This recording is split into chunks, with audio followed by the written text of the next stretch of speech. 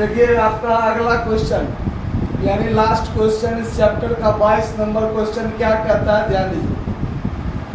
सवाल में आपका प्राप्तांक दिया हुआ है, यानी क्लास इंटरवल जो है वो प्राप्तांक में है कि 0 से 10, 10 से 20, 20 से 30 ऐसे करके 60 से 70 तक है।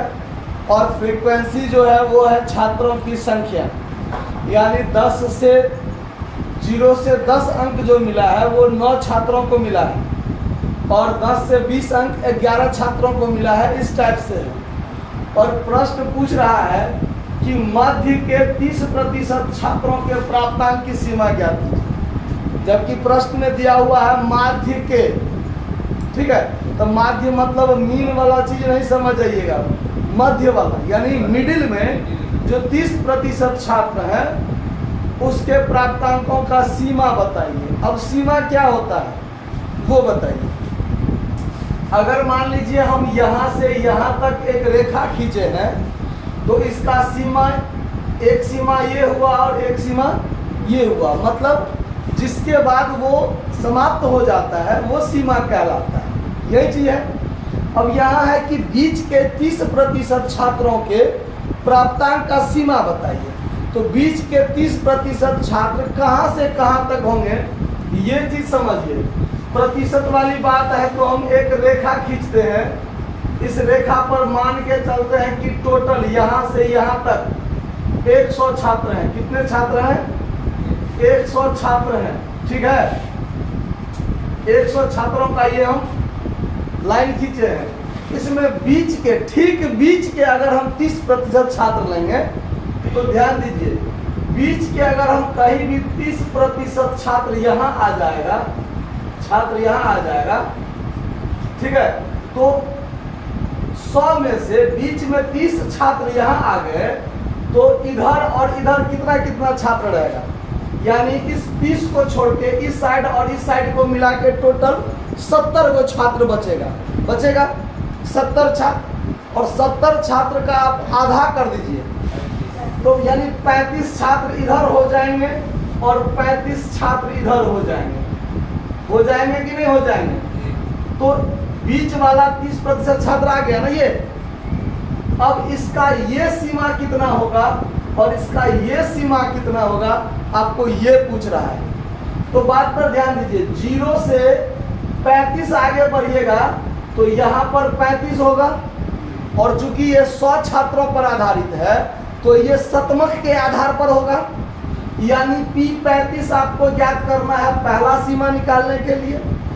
और लास्ट सीमा निकालने के लिए आपको 100 से 35 पीछे आना पड़ेगा।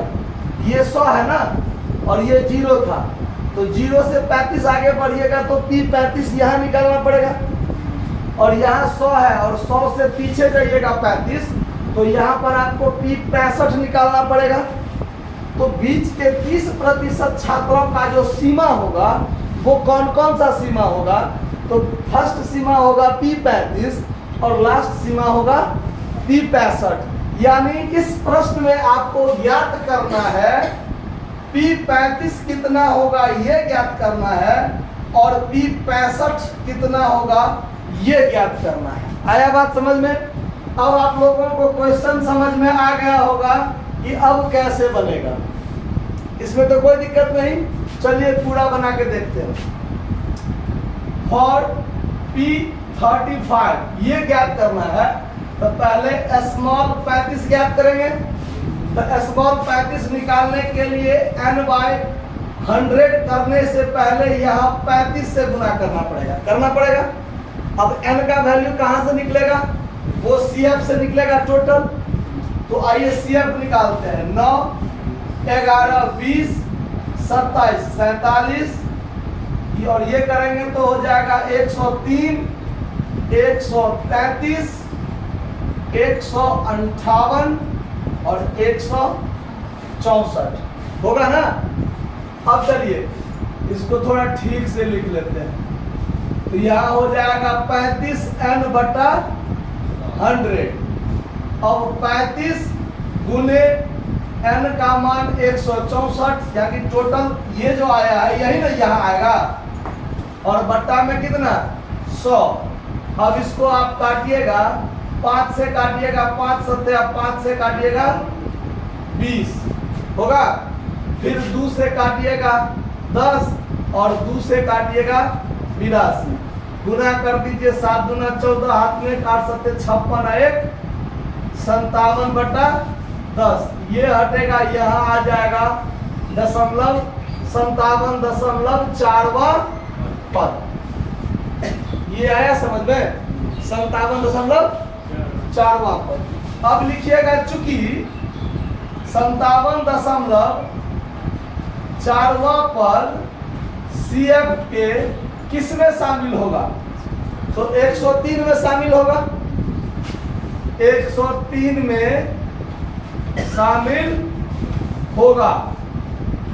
इसीलिए P35 क्लास बराबर आपका आ जाएगा 30 से 40। क्लियर?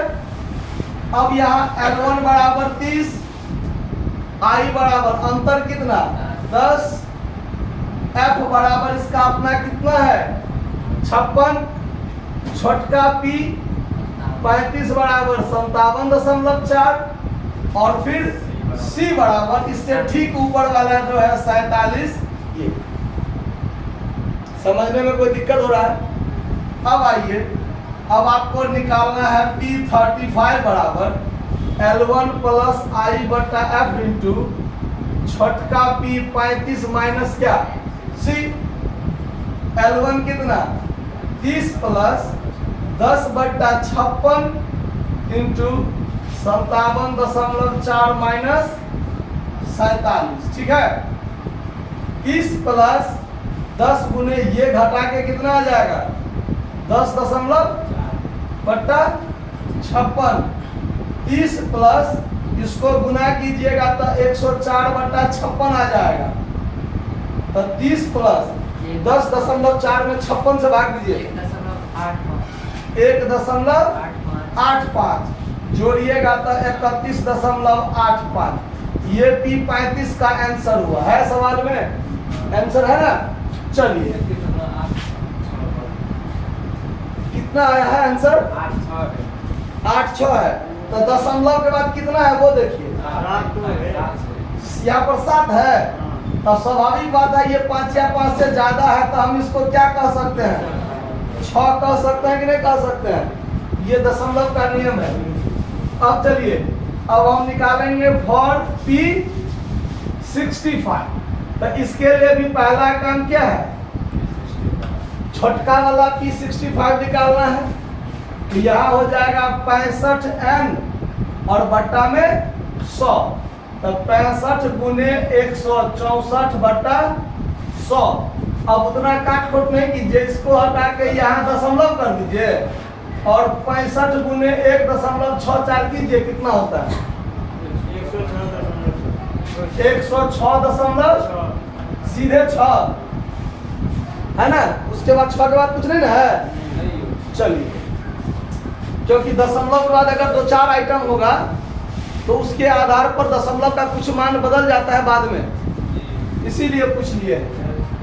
अब देखिए, चूंकि यहाँ लिख दीजिए वह पद, ठीक है।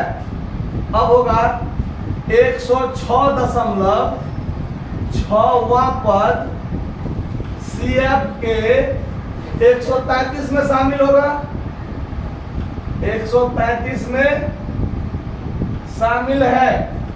इसीलिए P65 क्लास बराबर 40 से क्या हो जाएगा 50।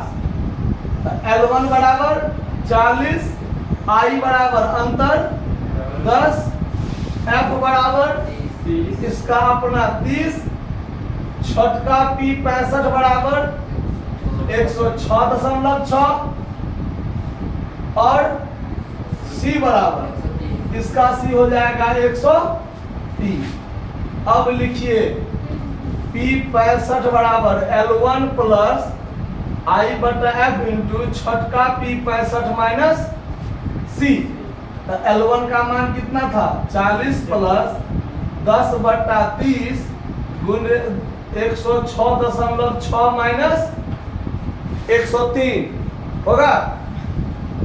अब देखिए ये जीरो से ये जीरो आप काट सकते हैं, तो 40 प्लस इसमें से ये जाएगा तो 3.6